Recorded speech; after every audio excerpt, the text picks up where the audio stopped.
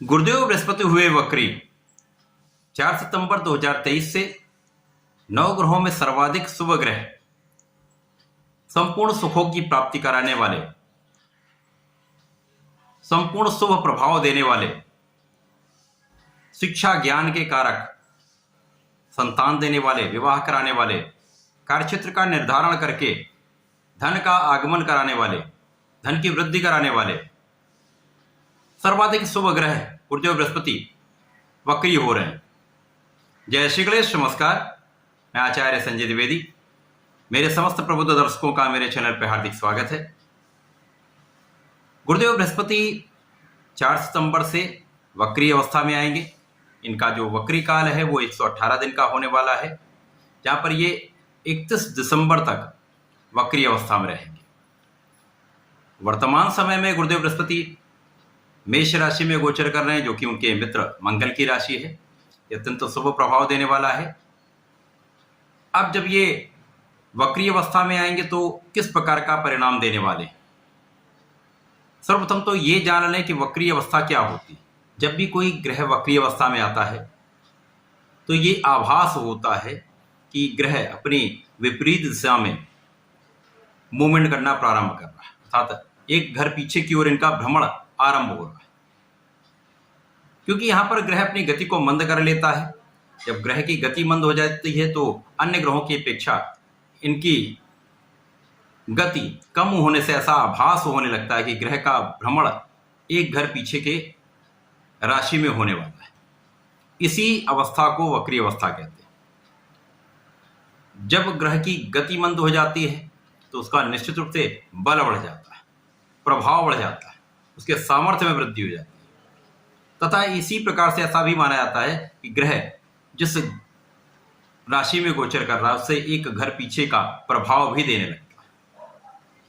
तो निश्चित रूप से ये अत्यंत महत्वपूर्ण है, क्योंकि यहाँ पर जिस राशि में गुरुदेव का भ्रमण हो रहा है वहां पर तथा उससे एक घर पीछे जो इनकी स्वयं की राशि है, मीन राशि पर इसका प्रभाव निश्चित रूप से पड़ेगा। आज मैं मेष राशि के लिए, जहां पर गुरुदेव बृहस्पति का गोचर चल रहा है, गुरुदेव बृहस्पति के वक्री काल का वक्री अवस्था में आने पर क्या प्रभाव मिलने वाला है, किस प्रकार के लाभ मिलेंगे, कौन सा भाव प्रबल होगा, कहाँ कितना लाभ ले पाएंगे, कहाँ पर समस्या आ सकती है, उसका क्या निराकरण, संपूर्ण विश्लेषण मैं पूर्ण तर्क के साथ करने जा रहा हूं। प्रिय दर्शकों, ये राशिफल आपके चंद्र राशि पर आधारित है। जिन जातकों का मेष लग्न है उनको भी राशिफल अवश्य देखना चाहिए। गुरुदेव बृहस्पति जब लग्न में होंगे तो इनकी दृष्टियां 3 हैं, जिसमें प्रथम दृष्टि का प्रभाव पंचम पर, द्वितीय का सप्तम पर, तृतीय का नवम भाव पर होगा। साथ जिस भाव में ये है, इस भाव के प्रभाव को बढ़ा दें, अर्थात आपको बहुत प्रभावशाली बना दें। आपका व्यक्तित्व अत्यंत प्रभावशाली हो जाएगा। आप बहुत व्यवहारिक हो जाएंगे, बहुत धैर्यवान हो जाएंगे, क्योंकि मंगल की राशि में एक जल्दीबाजी का गुण होता है, क्रोध का गुण होता है, वाद विवाद करने का गुण होता है, क्योंकि एनर्जी बहुत अच्छी होती है। तो यहाँ पर गुरुदेव का प्रभाव आपको बहुत धैर्यवान बना रहा है, बहुत विवेकी बना रहा है, सामर्थ्यवान बना रहा है। तो आपकी एनर्जी का सही यूटिलाइजेशन गुरुदेव बृहस्पति करा रहा है। अब गुरुदेव बृहस्पति जब आपकी एनर्जी का सही यूटिलाइजेशन कराएंगे तो जिसके कारण आपकी कार्यक्षेत्र में आपको सफलता मिलेगी, क्योंकि गुरुदेव का प्रभाव आपके कार्यक्षेत्र से भी चतुर्दशम का बन रहा है। तो निश्चित रूप से ये आपके कार्यक्षेत्र को भी प्रबलता देने वाला है। तो आपकी शिक्षा ज्ञान का भाव प्रबल होगा, संतान का भाव प्रबल होगा, शिक्षा में सफलता, संतान की प्राप्ति का योग, संतान से सुख का योग। गुरुदेव का प्रभाव जीवन साथी के साथ सामंजस्य बढ़ा रहा है, क्योंकि पहले यहाँ पर केतु का प्रभाव होने से सामंजस्य में समस्या आ रही थी। अब ये आपसी संबंध अच्छे होने वाले हैं, पार्टनरशिप में आपको लाभ मिलेगा तथा आपके भाग्य की वृद्धि गुरुदेव बृहस्पति यहाँ पर कर रहे हैं। अब गुरुदेव बृहस्पति जब वक्री अवस्था में आएंगे तो निश्चित रूप से ये द्वादश के स्वामी तथा भाग्य के स्वामी होकर लग्न का प्रभाव तो देंगे ही, लेकिन कहीं न कहीं का प्रभाव द्वादश का भी मिलेगा। अब यहाँ पर जो लोग विदेश जाकर शिक्षा लेना चाहते हैं, उच्च शिक्षा प्राप्त करना चाहते हैं, तो इसमें सफलता मिलेगी।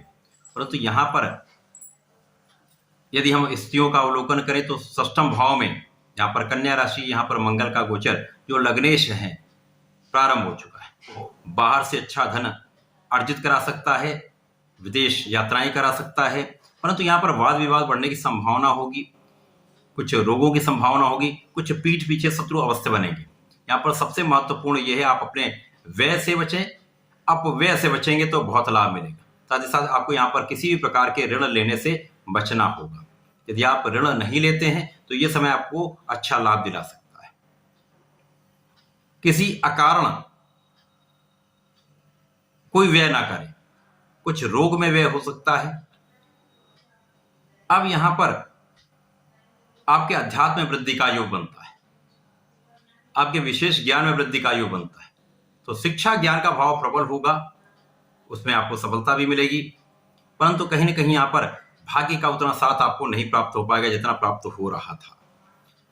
इस वक्री काल में आपके व्यय बढ़ेंगे, यहां पर आपको नियंत्रण करने की आवश्यकता होगी। वाद विवाद की संभावना ही बढ़ती है। यदि आप विवाद में नहीं पड़ेंगे तो कानूनी समस्याओं से भी बचेंगे। ऋण बढ़ने की संभावना है तो ऋण से निश्चित रूप से आपको बचना होगा।